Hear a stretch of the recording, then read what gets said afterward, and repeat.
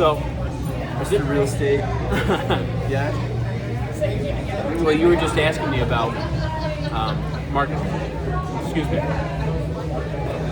This is going to be we're really eating during this podcast. Yes. So this is literally Ryan and Dirk lunch break podcast.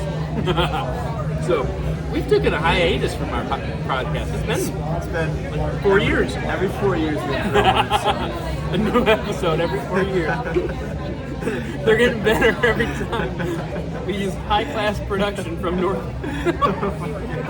And now look at us. So, but yeah, we were talking just numbers and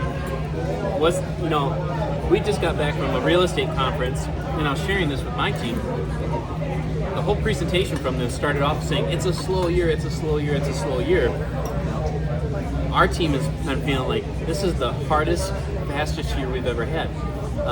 We just came off we just got a record report back from another broker in the area saying, hey, congrats, Prichard Properties, you're ranked top 21 out of 3,500 agents in the area, which was, until they told us that it was a slow season up at that conference, we weren't thinking it was slow at all. And we weren't trying to compare ourselves to anyone else at that time too. So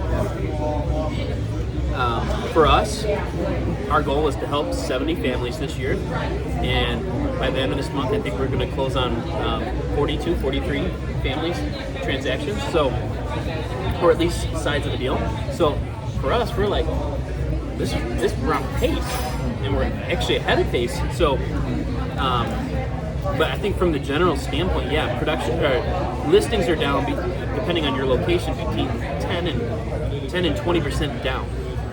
So for those agents that are feeling 10 to 20% down, that means you're performing at the market level. Okay, your production's down 10%, your production down 20%, you're actually doing what the market's doing. That's okay. If your production's down 30, 40, 50%, that means you're underperforming the market. You need to do a health status checkup. So I've actually been having a lot of conversations with agents around production in my team. Shout out to Glover Agency. We're actually hiring them for coaches right now. So we're going to be going through buyer's training and then elite coaching for systems. So why do you think you haven't felt the market downturn as much as other realtors, as much as other agents? Why do you think that is? I took a risk last year. Last fall, I moved into a leadership position and I moved myself out of production. I loved everything that we were doing, but I found out that if I'm going to take a leadership position for any organization, I myself need to stay in production because I don't want to lose that energy and that spunk. So October, because I stepped out, I actually felt like I had to get caught up, and I went freaking hard in quarter four. So my quarter four, my quarter one were spikes. But how did you go hard? Define that. Hard. If you're a realtor listening to this, what does it look like to go hard? That's a good question. I told everyone, hey, I did this, I loved it, and I just called on my database and I called on what I did is I met with 3 to 4 agents every single week just to keep myself in a rhythm of meeting with people, and then I would share those meetings with other people, and I was actually getting referral business. I was meeting with other. I had another agent share with me. He said, meet with the people that are already doing business, relationship business, with their database or their community or their niche. So identify who those people are. I think a top producer does that pretty intrinsically. That's just part of their normal process. It's what we're doing right now, right? You're a great mortgage lender, and we're grabbing lunch to have a podcast and eat in front of people. So that's what I doubled down on. So at the beginning of last year, we decided we wanted to be top of mind to our database, top of mind to our people, top of mind to our relationships. So I doubled down on appointments. One of my biggest markets is also my faith-based groups. So business mentoring lunch. I participate in men's Bible study. I normally would be at a Thursday mentoring lunch, but we had to do this. So Pastor, if you're watching this, had to switch things up. So, but I want to support those people in their missions, because they directly align with mine too. And I've never felt more authentic to who I am than when I started working with the people that are aligned with me, because then my value base is doubled down on them and theirs is doubled down on me, and it's just a reciprocal thing. So I don't think I could give enough to those groups that I participate in, because they've given back to me, and that's the same with my database. We put on a past client event last September, but then we also doubled down in having our White Cast game at the beginning of this year. We have a boat event this Friday, which I'm looking pretty forward to. So we doubled down on certain things. Yep. That's going hard, is being very strategic in that way. Relationships and database. If you were a new agent, what would be your advice to them? Get a part of a team. Yeah, find a team, because they're going to give you the systems and network. In the last 6 years, you could fail and be just fine and still get business, because everything was selling, and people were out there in the droves because interest rates were low. People aren't out there in the droves, and the ones that are out there in droves are likely already working with a very professional agent or professional loan officer. So for you to find that business, I would advise get tapped into someone else's database, get tapped into someone else's systems, get tapped into their training, or find a broker that would provide that. A lot of brokers are actually starting to operate as teams and providing that value that teams provide. So that would be my choice. For agents that I'm training, I tell them, here's where you go get your 40 hours. That 40 hours will not help you in real estate. It will keep you ethical and compliant. If you want to train to be a part of like Prichard Properties, I'm actually going to send you through Glover Agency. We'll find a compensation package that works for that agent, but you're going to be trained as a buyer's agent. Once you're done being trained as a buyer's agent, you're going to be trained as a listing agent. You're going to know both sides of this. That is a 9-month commitment. You mentioned your sphere. Yep. Your church, the people that you know already. What if somebody doesn't have this sphere? I feel like a lot of people don't have a close community of people. So if you're an agent or a lender and you don't have a close community of people, you don't have that sphere, you need that sphere? Should you go out and get a sphere? Or how do you build? So if you're a new agent, you don't have a sphere, or if you're brand new to an area, find a team. Because you're going to plug into that database. If you can't get a team because for whatever reason you're too independent and you can't go underneath that, if you're independent and you don't need a team, then you also know how to find your own connections. So find an organization that you believe in, a nonprofit or for-profit, whatever type of organization, a chamber of commerce. Make your connections. Sports teams, absolutely. Yeah, fantasy baseball. Sometimes I get business for fantasy baseball. I'm a weirdo. It's true. It's true. So doing that, build. You have to get belly to belly, arm to arm, meet people, and have those conversations. I remember when I was working at the credit union, people would always ask me, like even if you're a dual career person, they would ask me, "Oh, Ryan, are you a branch manager or do you work in corporate management?" I would say yes and I stopped saying yes and eventually because they would ask me about banking and I wouldn't even respond about banking. I would just say, what I'm doing now, my real passion is wrapping up school, but what I'm doing is real estate. I'm a realtor. Like that's what I'm doing. It's like, well, this month, I went from selling one house a month, 2 months. Like I was building up my inventory of people and conversations. So I don't like saying this, but there's never been a better market to be a dual career real estate agent than right now. But you will get less broker support and you'll get less team support if you're a dual person. So if you're going to do dual, it's going to be a lot more on you because you leverage those people that you're connecting with. Yep. I have a dual agent guy that I'm working with right now, and I said, "Where are you getting your business from?" And he shared with me where it is, and most of his leads are coming from where he's working because the owner of that company is fine with him telling everyone that he does real estate. He's got 2 upcoming clients because of that. So find a spot that you're okay with sharing or that has that same, like, they want to see you succeed mentality. Like, a lot of people know that careers are stepping stones to something in the future, and if a person's not willing to do that with you, so there's a lot of avenues. But what are you seeing from the mortgage end? Like, at that same conference, we had Lawrence Yoon from NAR, our economist, on there. He was predicting a lower interest rate market heading into quarter three and quarter four before the election. Yeah, good question. The market's crazy right now. There's no sugarcoating it. And from a lender perspective, it's not great. Yeah, because we were told originally at the beginning of the year that by this time, by mid to end of the summer, we start to see some reprieve from these high interest rates and maybe able to tap into some refinances. That hasn't been the case. Just last week, there was a jobs report that came back, and it came back to double what was anticipated. Like, what do you mean, double? So not a little bit better than was anticipated by the forecasters, but 200% better, a lot better than was anticipated. Like, because more jobs were created? Yeah, there were more jobs and less unemployment than was anticipated. So because of that, the Fed met, and they used that as leeway to continue hiking interest rates. So they announced that they plan to continue hiking interest rates, whereas had you been closer to a recession, they would have to start dialing that back and actually start lowering interest rates. So that's what we were hoping for on the mortgage side of things.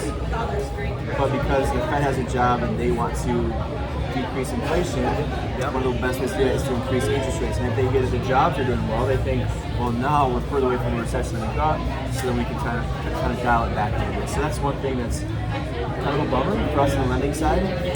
We don't get that income. I'm 100% commission, just like you. So because of that, I don't get referrals. If I don't get loans, I don't provide for myself and my family. So that is tough, and it's honestly, it's been something that I've really had to trust in God and trust in the people that I connect with, that they will support me. Just like I know they trust that I support them too. But with that being said, there's always a silver lining. The good news is I think people are still realizing now that you can make money with high interest rates. The real estate market has not really slowed down. It's not the 2008-2009 recession that we felt. It's way different. So because people are feeling that, I think real estate has started to ramp up again. Now I do think that when the winter months come, and as there always is, there's going to be a little bit of a dip. If the rates haven't dropped by then, it could be a lean few months for particularly us on the lending side, and probably a little bit on the real estate side, maybe not as much. But the good news is that I think at some point in the next year, rates will start to decline. We can start to refinance anybody that's bought a house in the past couple of years. Their budgets are going to loosen up because of the refinances, because money will become cheaper. And that's going to spark the economy. That's going to be really awesome for a lot of people, including us. So that's what it's looking like right now. It's a lot of uncertainty right now. What they said was going to be that, hey, the recession's going to start end of the summer, end of this year, we're going to start lowering interest rates. Now it's looking like they're just going to push that back further. Of course, things can change. We don't really know. The pandemic could come next week. We don't know. Obviously, we can really see March 2020 happening, so that could happen. I don't anticipate that happening, but that's what we're hearing right now. And we're not going to tell you our political affiliations, but what I am going to ask is, what do you predict happens through this next election cycle? Is that going to be a good thing for interest rates? Is that going to be a good thing for supply? What do you think elections do to buying behavior? Yeah, it's a good question. So the market is not supposed to be political. With uncertainty comes market volatility. So if that happens, if there is a change in regime, that could bring some volatility. Now, if there is a change in regime and the market views that as a positive thing for the economy, that could be a good thing. It's just going to be dependent on the market and how it responds. So it's really hard to say which way that'll go. But I think the market is what it is. I think we've already seen the big adjustment happen after the last election, and the downturn happened as a result of uncertainty and the result of what happened in 2020 and the craziness of that, influencing a lot of funds into the market, lower interest rates. So we're already kind of feeling the effects of that. I don't anticipate anything crazy this time around that we're going to see anything super crazy, but that's my perspective. So. One other lending, so big finance, big thing you said there is the injections into the market, right? We were putting stimulus into the market. There's still talk. Yes, the Supreme Court said, the President of the United States didn't have the authority to forgive student loan debt. What happens if there is another option for student loan debt? Let's just say between $5,000 and $20,000 of all student loan debt was forgiven, and there's another injection. What's that going to do? If it were to happen, just from a consumer's perspective, what would that do to interest rates? Or your because if you do that, if there's an injection into the economy, there's going to be inflation that follows. So if that happens, it might not be an immediate result, but similar to 2020, where a couple years later, we did notice that all of a sudden we are feeling that everything's more expensive. Money doesn't have the same value that it did. Because of that, the Fed has to step in and they have to increase interest rates. So the downfall of a use like that is there's a good chance that in the coming years to follow, there will be another hike in interest rates to make up. So what I've been telling people, same thing. We've already seen the playbook now, right? It might not be a pandemic, but we've seen what the cash injections does to an economy, right? So economists will be able to better predict. My personal projection would be, even if some student loan debt money did get paid for, and yes, there is inflation, what's that going to do to home prices? Buy a house now. So even if those cash injections happen, like most homes since I've entered real estate back in 2016 have over 2 times their value, 2.25, 2.5, some 3 times their value. You bought a $150,000 house. I remember one of the very first houses I sold at Jenison, $189,000. That house would now sell over $400,000. Yep.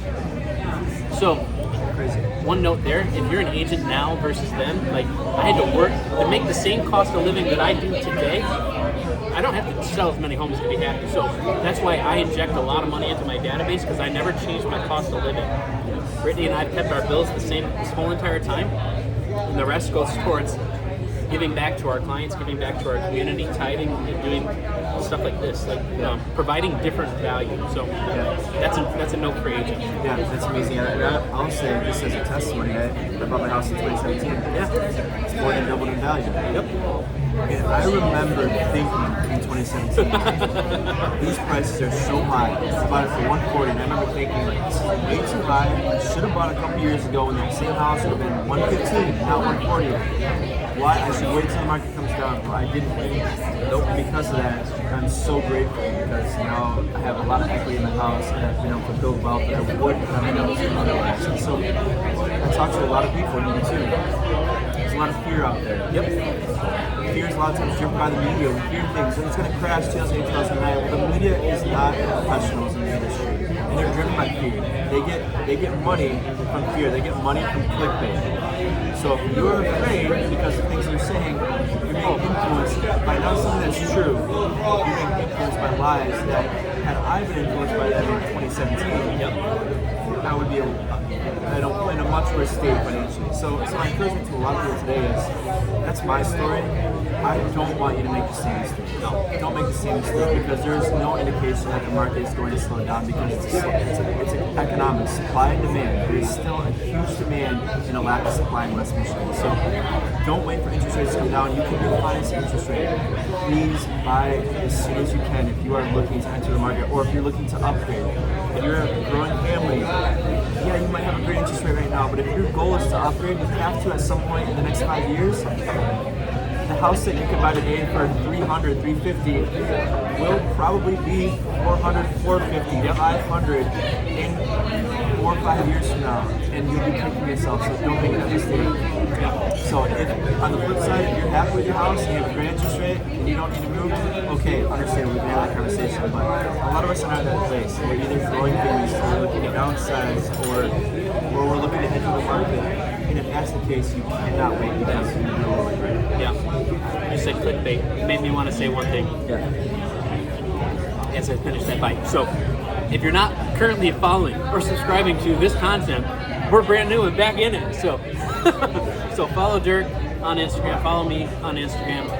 We're gonna make a lot of content on there. Actually, follow us on Threads because we're gonna be making a lot of announcements on Threads as that's a growing platform. And then YouTube. So Instagram, Threads, YouTube, and if you're on the Book of Faces, that's one of my best spots that I'm still on. So follow us there too. So yeah, and that's one of the best ways that you can support us because we're hoping to, you know, if you're listening to this, we're like 20 minutes into this now. So thanks, you're freaking awesome. Yeah. You just watched me pound a burger, and my hands are all sticky right in front of you as I bring Dirk to a burger joint because it's one of the best ones here. So Chubbys, yeah, he chose a salad. So we're in Byron Center at Chubbys. It's on Byron Center and 56. So right by the Metro Health Village. So if you've not been to Chubbys, you gotta check it out. It's one of my favorite burgers right here on this side of town. Like you can go downtown and find some great burgers, but you're gonna find a whole bunch of fast food restaurants on this side. And love the commentary. Thank you. So get a good burger here. Rodeo Burger, Aloha Burger, they're all very good. They do have a draft menu and other stuff as well. And I've always had great service here, so shout out to Chubbys. Yeah. So, well, as we wrap up our meal and wrap up our conversations, you know, like, subscribe, comment, but also in your comments, let us know like if there's something you want us to talk about. That's like we want to share.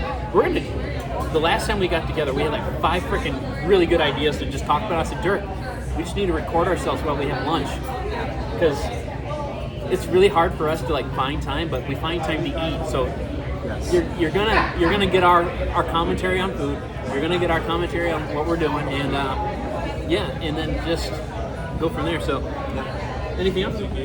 Thank you guys for listening. We appreciate you. Like I said, we're 100% commission, so your support over the past years has been so appreciated, and we can't thank you enough. If you guys do hear anybody that's looking to buy or sell or looking to gain some interest in real estate and get some information, we love to help. That's our why. We want to help people. God's put on our heart to want to help people and serve them, and the place He has us is in real estate. So if you know of anybody, please pass their information along. It's the greatest gift you can give us, and we always appreciate it. So thank you. There we go.